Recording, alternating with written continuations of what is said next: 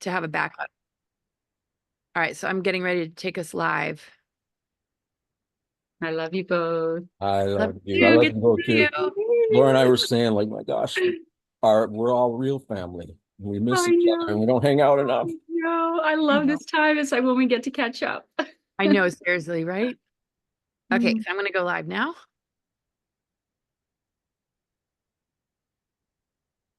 Enter description. Cancer and July Updates. updates.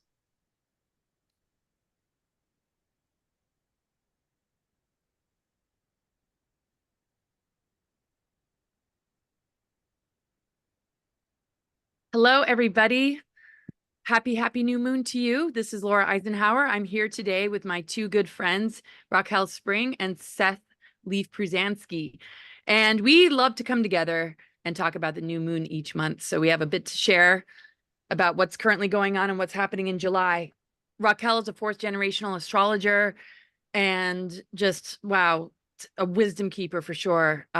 It's always amazing to talk with her about astrology. And Seth Pruzansky is an author. He is a major guide, and does these incredible meditations that you guys hopefully are checking out every week on Tuesdays. And he's launching a lot of new stuff. And we'll talk also about what you're up to, Raquel. You're a major guide and leader in these times. And yeah, like what you have going on and where people can find you. We'll talk about all of that, but let's dive in. Let's start with you, Raquel. What's happening today on this new moon? Oh my goodness. Well, every month I like to just have a title or a theme for the month ahead. And the theme for this month of July, which is always really anchored at the time of the new moon, is Crossroads with Destiny.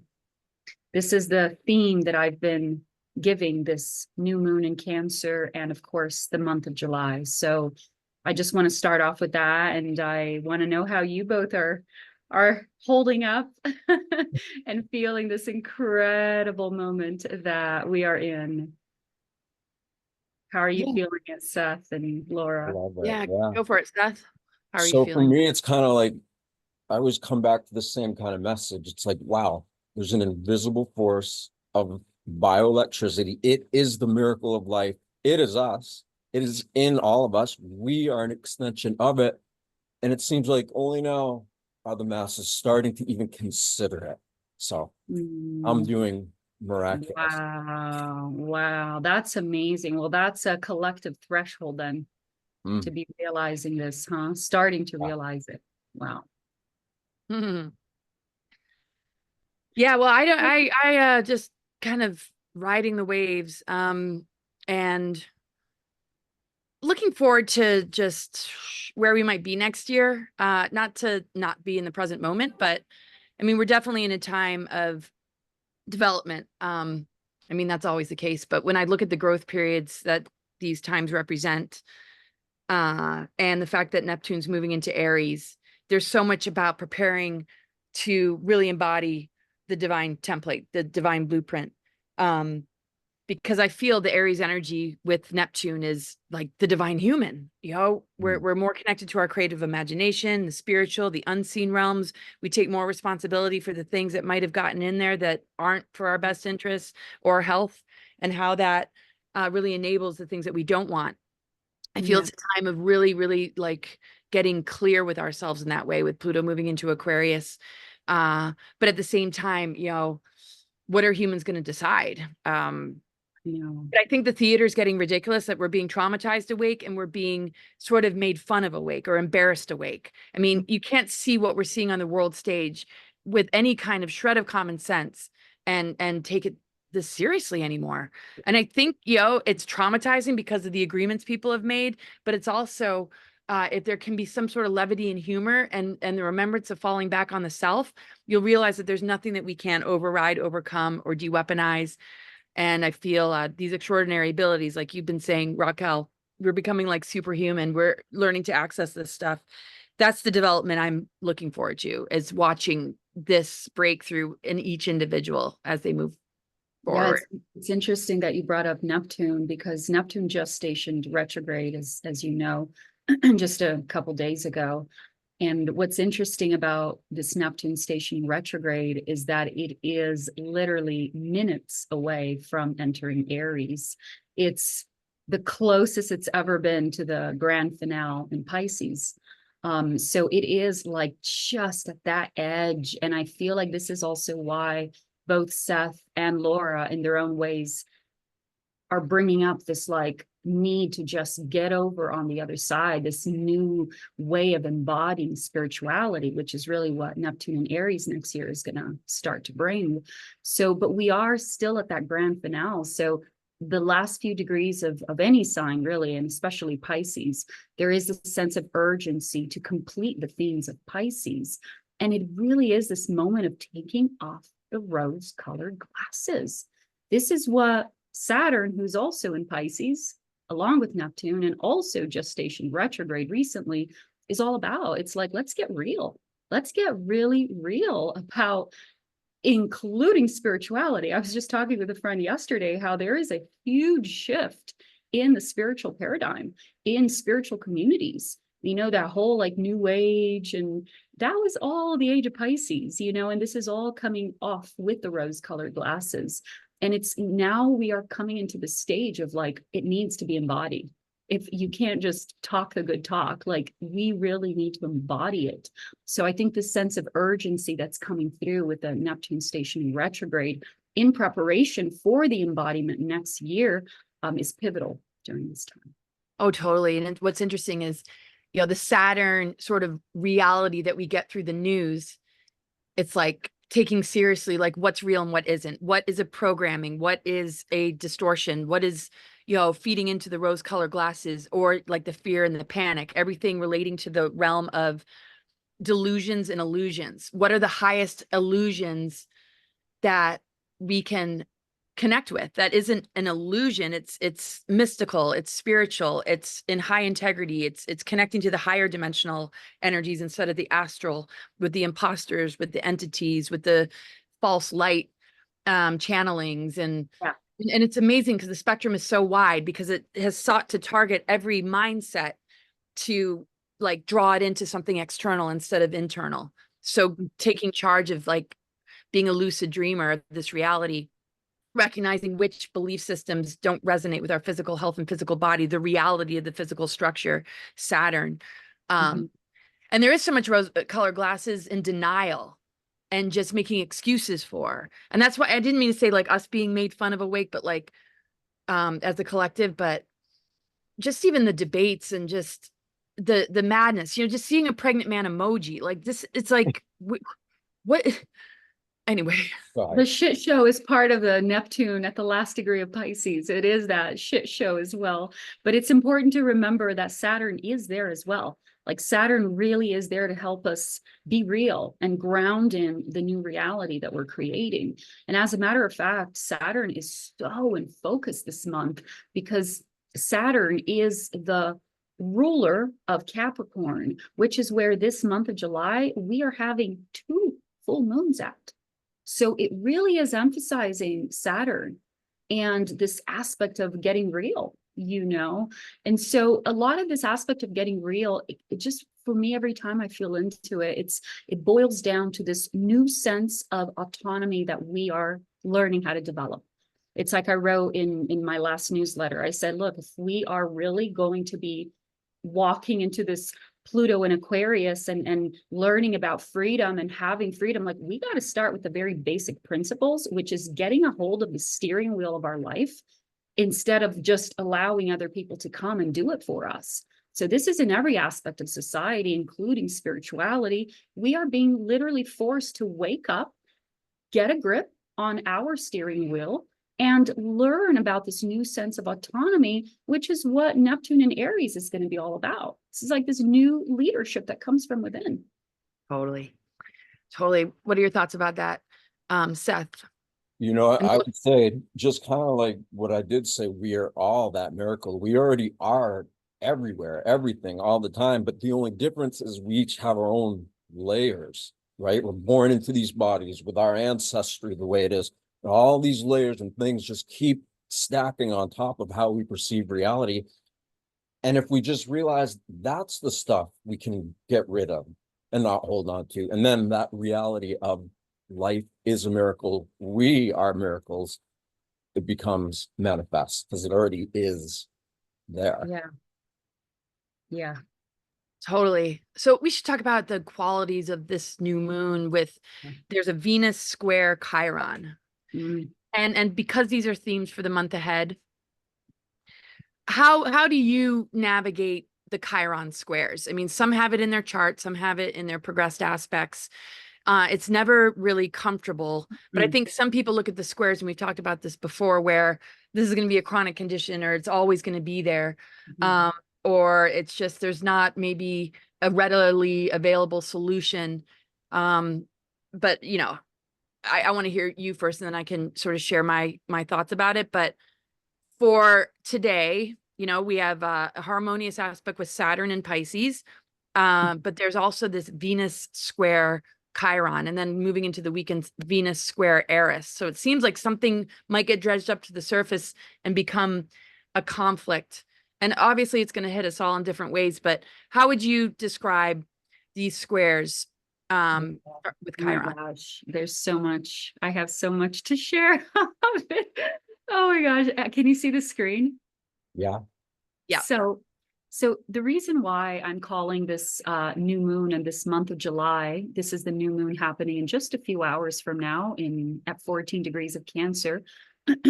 And the reason why I'm speaking of this month and the new moon as the crossroads with destiny is primarily because this new moon is happening in the middle, in other words, in a T-square with the lunar nodes. Okay, so I'm a huge fan of the lunar nodes. It guides and directs my work with astrology. And the lunar nodes really are those points of destiny and fate, if you will.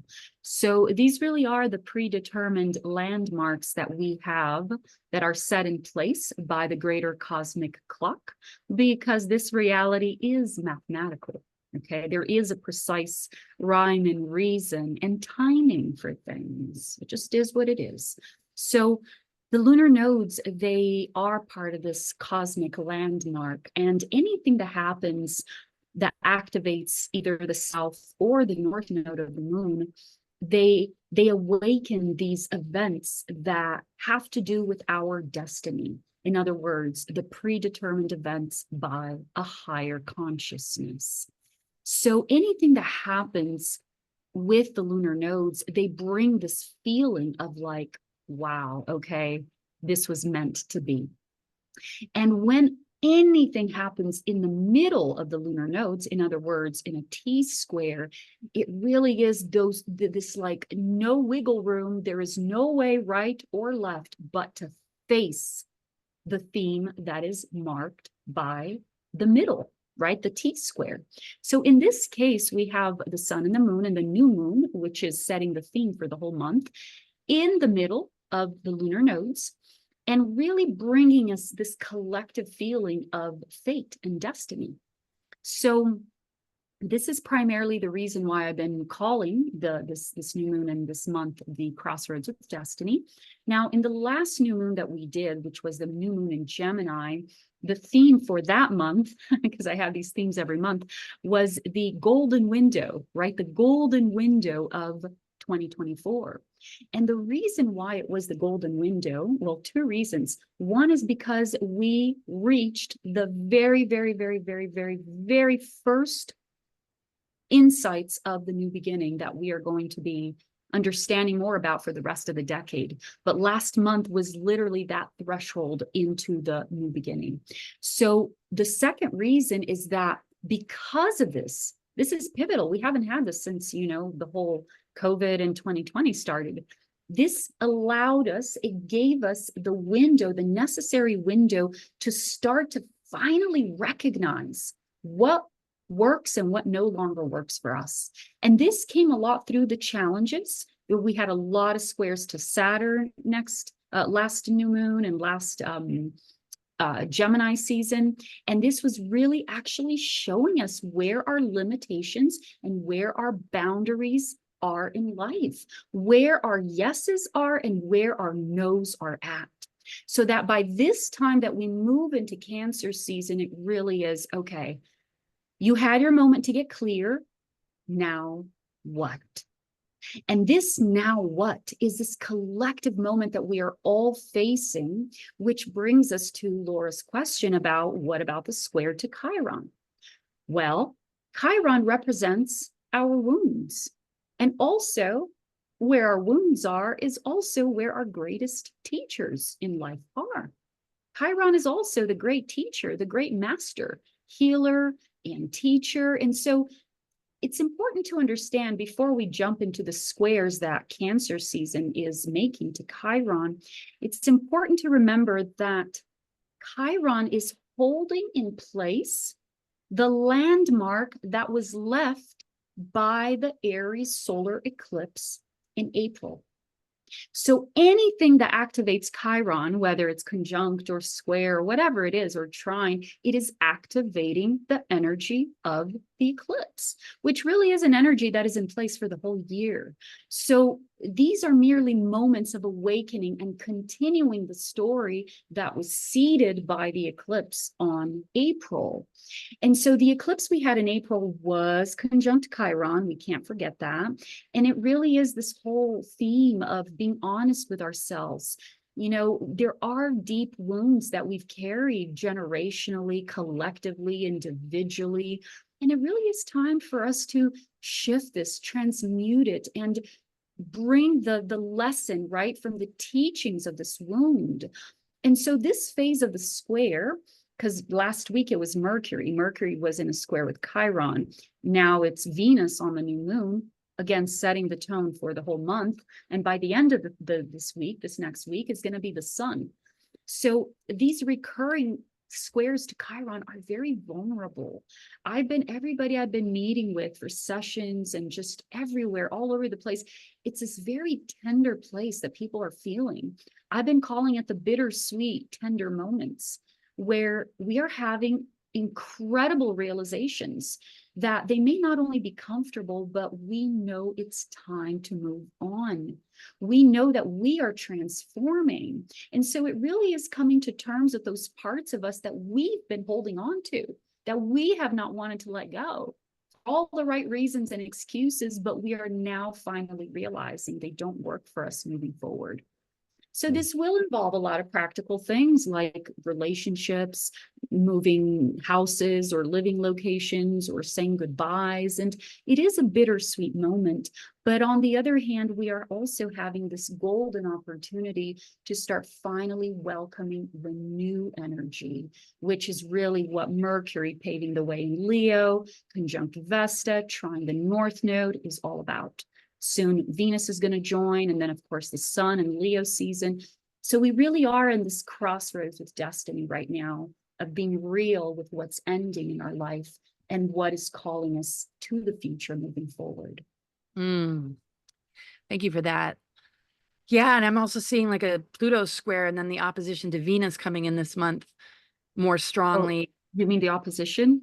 Pluto. Yeah, between Venus and Pluto and the square to Chiron, right? So it's like this month has these themes and yeah, like everything you're saying, of course. And I mean, when Pluto and Chiron have a squared aspect and Venus is involved, if a person's not really tackling it from mindfulness and their higher awareness, it can be very obsessive and very damaged in its approach instead of proactive and understanding what needs to come to the surface.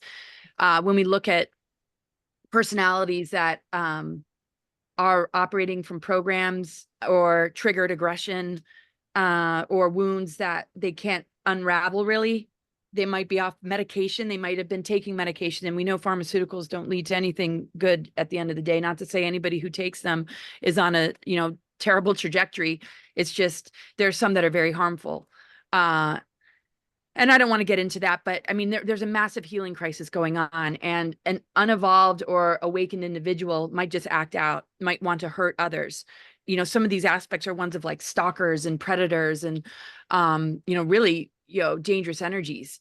And the thing is, all those individuals are wounded and they haven't looked at their wounds. The ones that have might be digging really, really deep and getting to the root of it, because thousands of cycles of dark history have really produced a wounded humanity. And if we don't really address our wounds and find the unconditional love or a stronger spiritual connection to do that inner work and to know what, you know, comes with that, this could really trigger a lot of acting out and a lot of very scary behavior in people that aren't prepared for what this represents. Yeah. So, you know, when we look at the 5 or the frequency manipulations, I'll just be careful with what words I choose and what they can possibly activate, you know, and what's already inside people's bodies and what it could potentially activate. You know, we might be moving through a really dense period of the ramifications of those choices and those unexpressed traumas and wounds. Because really these dark technologies play upon traumas and wounds that are unconscious. And I really feel when we tackle them and we dig deep inside and we begin to do the transformation, along with that comes the release of the hold that these frequency manipulations and dark technologies have on us. So I think it's going to be like pretty intense to see how that might play out. What are your thoughts? Either one of you? Yeah, no, go ahead, Seth. I think it's a really good point you're bringing up. Really good. Absolutely. You know, in my life, I've had to learn basically the hard way that nobody gets a get out of free jail pass, metaphorically and literally. And so all of those wounds, all that stuff that you said, Laura, and that Raquel pointed to in the astrology, we got to face it no matter what. Like, you can only bypass for so long. You can only avoid your responsibility to be here now for so long. And then when it happens, yeah, it sucks. Yeah, it hurts. It's not really pretty.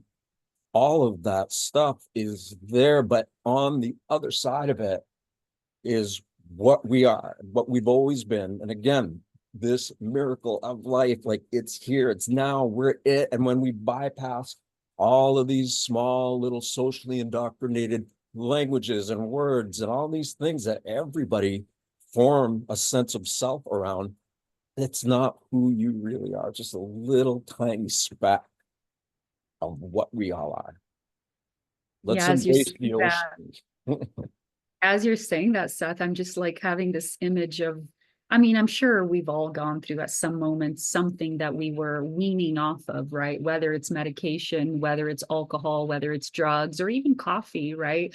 And it's a metaphor for what Seth was saying right now. Like, at some point, you just got to face it. And even though it's difficult, right? So you're getting whatever it is that you've already weaned off of, or even like, let's say I need to start going to bed earlier. And in the beginning, it's like so difficult. It feels impossible. It's like, how am I ever going to do this? Right. But that's the hardest part. The hardest part is literally making the decision and getting started. Once you do, once you go through that fast, once you do stop drinking coffee or whatever you're doing, on the other side, like you were saying, you feel so amazing. And you're like, have you ever talked with anybody, or maybe you've gone through yourself, where you've been an alcoholic, for example, and then you stop after many years, you stop.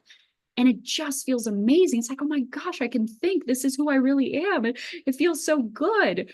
I've spoken to so many people that have expressed that. And it's like almost like you're being given this chance of being born again, right? And so just keep that in mind as you come to terms with the fact that you got to face your shit, right? We all do. This is what it's all about. This is what taking off the rose-colored glasses is about, and allowing the old to go with naturally with this part of you. But knowing also that on the other side, you're going to be so grateful, and you will experience this sense of newness and rebirth that you will not have changed for anything once you get there. So I'm just getting this metaphor as you share this. Yeah.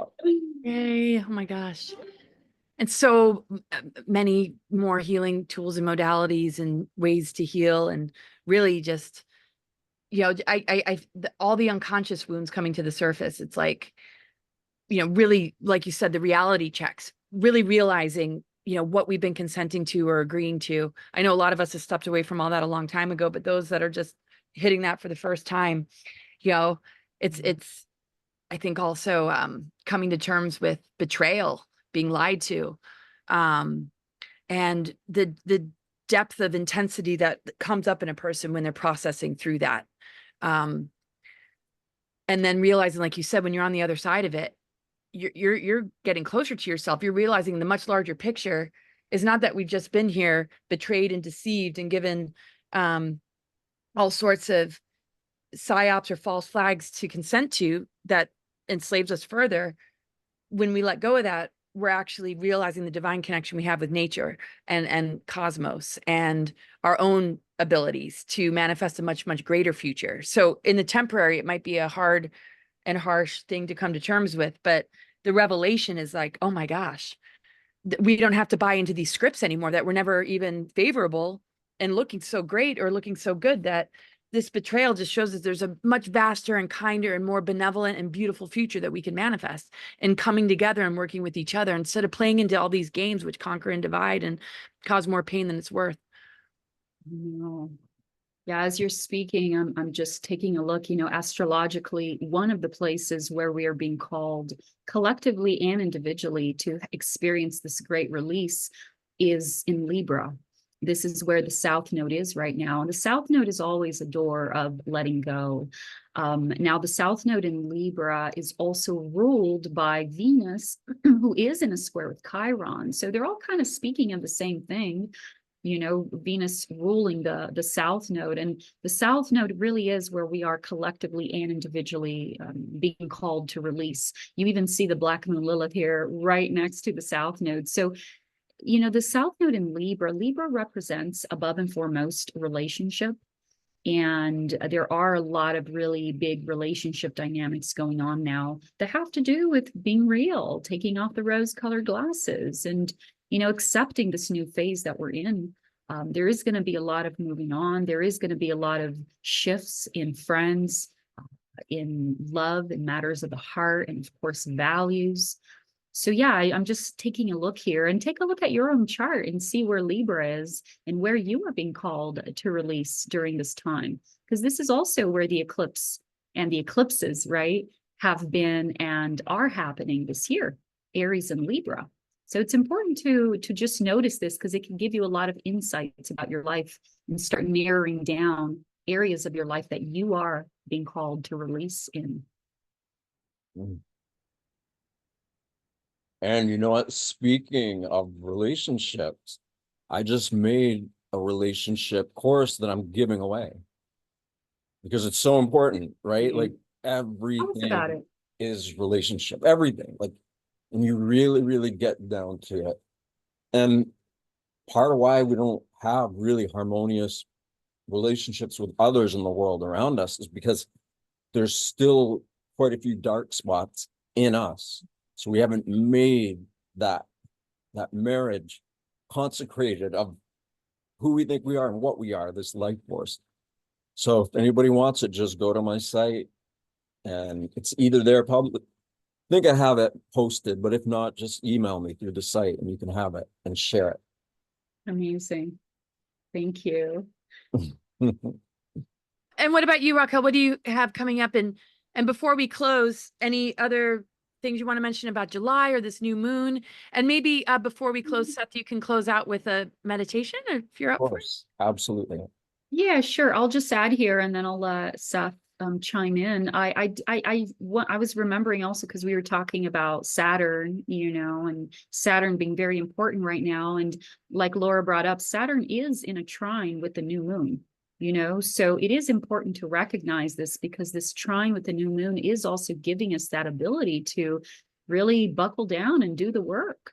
And this can come in many ways, shapes, and forms, even taking care of our paperwork or the messiness in our house and just going through and renewing the energy in our homes.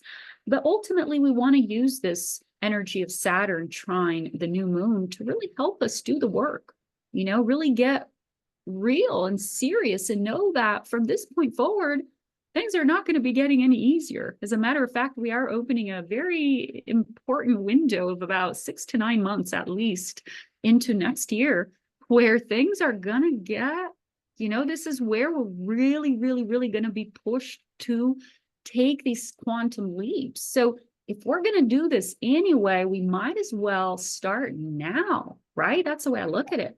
Like, you're going to take off the Band-Aid, you might as well rip it off. Like, let's just do it. Let's get it done. Oh, Were I you gonna know. say something, Laura?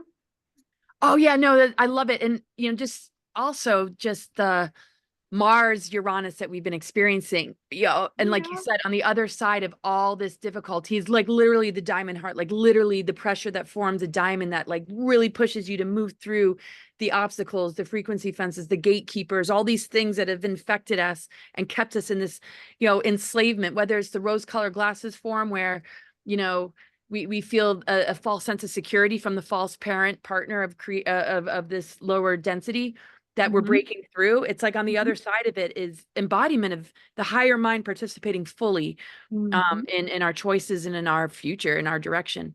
Oh yeah, because by next week, as you're going to see, if we move to next week, we see that Mars conjuncts the North Node, the Uranus. So even the sextiles now, first from Mercury, then from Venus to Uranus, are giving us this opportunity to take the first step, because when Mars comes here, it will be exact on July 15th, but of course the whole week is going to revolve around this. I mean, this is going to be breakdowns and breakthroughs, or one or the other or both. So we want to be really ready for this. This is like a time bomb waiting to happen. And from this point forward, like Laura was saying, like, this is really our opportunity to break through and begin this journey of freedom. It's very powerful. We want to really harness these energies. So I want to just end on my end here. I just want to share I would say that, like, with me, and as far as my work goes, there's nothing like really having a one-on-one, a deep dive into your natal chart, your blueprint, and understanding what and how these energies are speaking to you. What is your role in all of this? So I would, if you really want to dive deep and you're ready for it, I would recommend a one-on-one session with me. You can go to my website, raquelspring.com, and find out more. Additionally, I also have workshops that I give, like every other Saturday. Tomorrow is where we have, the theme is, of course, your crossroads with destiny. It's a 2 to 3 hour time together where, as a group, we go really deep in these energies and understanding what they mean for you, receiving greater guidance and support, looking at your alignments. And then last but not least, there is the open, newsletter. If you want to be a part of my newsletter, I send weekly updates on all these energies and how they're progressing every week. So you can find me at www.raquelspring.com, and I'm looking forward to supporting your journey.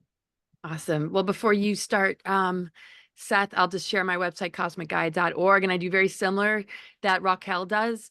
I have a lot of my events posted. I have a webinar coming up July 20th. If you sign up for the webinar, which goes into 2025 and the aspects of this year and a lot of other things about our galactic history and just very interesting information that is also in my book, you'll get a 15-minute session that goes along with it that you can book on my calendar so that you can look at what's going on currently with you and get a sample reading with the webinar. So that's on my website, cosmicgaia.org. And other events I'm doing this year, there's one in Florida, Disclosure Now, and that's actually happening in about a week or so. And check that out. And awesome. Thank you so much, Raquel, for being here today. And Seth, you as well. So take us into a meditation and where we can find you as well and what you got going on. Yeah, You and put the thank you bio, both. right? It's Go ahead. I just want to say thank you both before Seth takes over, because I know we're going to all take off in meditation. It's just such a joy to be with you both every month and just catch up and talk about all these energies. I really, truly appreciate you both. Oh, thank you so much. Yeah. So Laura, the bio is below this, right? Oh yeah, did you add the bio? Everything in the description is up. Yep. Okay, Okay, perfect. beautiful. So yeah, you can find all of us there. And like I said, I'm giving away a mini course relationship, starting with our relationship to life within. So if you want it, go there and you'll see the link below. So let's do a powerful little coherence meditation. So wherever you are, get comfortable and get really relaxed.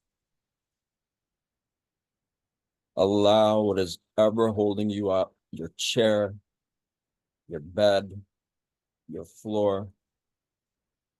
Just feel certain that this is holding you up. You are supported. You are safe. And with that, really kind of sink in to your own relaxation, meaning relax deeper. Relax your nervous system. And continue to let your relaxation get deeper and deeper, almost to the point where your body could go to sleep, but keep your awareness wide awake. Stay really aware, really alert. While at the same time, the other side of that is your body is so relaxed and allowing you to do all of this alchemy or transformation or turning pain into empowerment. So you've relaxed deeper. Just gently be aware of your breath. Slow it down a little bit. 4 seconds on the inhale. 4 seconds on the exhale. So the breath is rhythmic. And see if you can feel your heartbeat.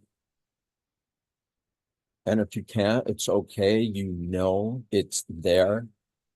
It is obviously in you, working, or you wouldn't be here. So trust your heart. And then the most important part of all of this is to put an inner smile in your face. Or you can put a big smile on, whatever one feels comfortable, because that smile represents your choice to be empowered. Because literally, with the flick of a switch, you can go from whatever state of being or mood you were at to suddenly feeling happy, feeling good. And so when you put that smile on, you realize that your heartbeat is sending and receiving frequencies into eternity. It is laced with the love from that smile that you're choosing to put on. So here we are, totally relaxed. We're aware of our heart and we can feel it. We feel the effects of our smile and how it changes our body chemistry. And from this place, let yourself become more and more aware that you are a literal living miracle of life force that is way beyond conscious. It is consciousness. It allows us to be conscious. And if it can cause all of these complex systems of your body to work together, imagine what it would do for you when you choose to be more aware of it instead of everything else in the world around you. So let's get back into a state where your body's beginning to wake up a little bit more and allow your awareness to kind of calm down now.